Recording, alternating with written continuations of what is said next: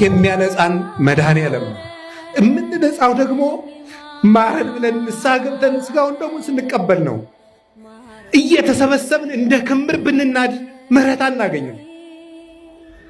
ደሙን አፍሷል፣ ስጋውን ቆርሷል፣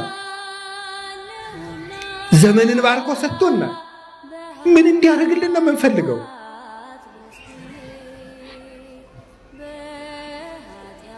እንኳንስ እናንተ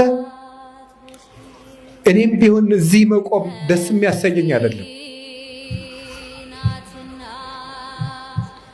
የእግዚአብሔርን መልእክት እንደ ቤተ ክርስቲያን ሐሳብ ለማድረስ ነው እንጂ ቁጭ ብዬ ለኃጢአት እያለቀስኩ ብኖር ደስታዬ ነው፣ እውነት ለመናገር። ስለዚህ መድኃኔዓለም እንዲያነጻን ሳንነጻ የሰላም ሀገር እንፈልጋለን። ሳንቀደስ እግዚአብሔር ሆይ ውረድ ፍረድ እንላለን። በየት ይውረድ? ማን ያስወርደው? ማን ያስመጣው? በራችን ዘግተን ልባችን ተቆልፏል። ስጥጡ አልባሲክሙ አልባቢክሙ ዋኮ አልባሲክሙ፣ ልብሳችሁን ሳይሆን ልባችሁን ቅደዱት ብሎ ተናግሯል። መድኃኔዓለም ሁላችንን የሚያንጻን ይቅር ይበለን፣ በምህረት ዓይን ይመልከተን። እንግዲህ ዘመዶች ዝናቡ የሰፈሩን ቆሻሻ ሁሉ ሲያጸዳ እኛ ከነ ቆሻሻችን መስከረም እንዳይጠባ ሁላችንም ንስሐ እንግባ። እውነቴን ነው የምነግራችሁ፣ ከላይ እስከታች ሁላችንም ንስሐ እንግባ።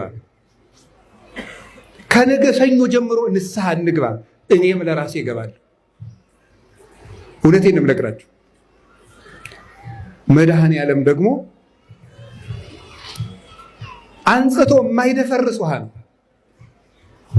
ከአንድ ኩሬ 10 ሰው ቢታጠብበት ይደፈርሳል። መድኃኔዓለም ግን ዓለም ሁሉ ቢታጠብበት የማይደፈርሰው ውሃ፣ ንጹሕ ውሃ እሱ ነው። የማይጸየፈን ውሃ፣ የማይከለከል ውሃ፣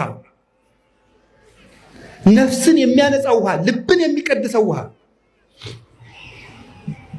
ቆሻሾቹን አንጽቶ ብርሃን የሚያለብሰው ውሃ ያ ክርስቶስ ነው። እግዚአብሔር በደሙ ይቀድሰን።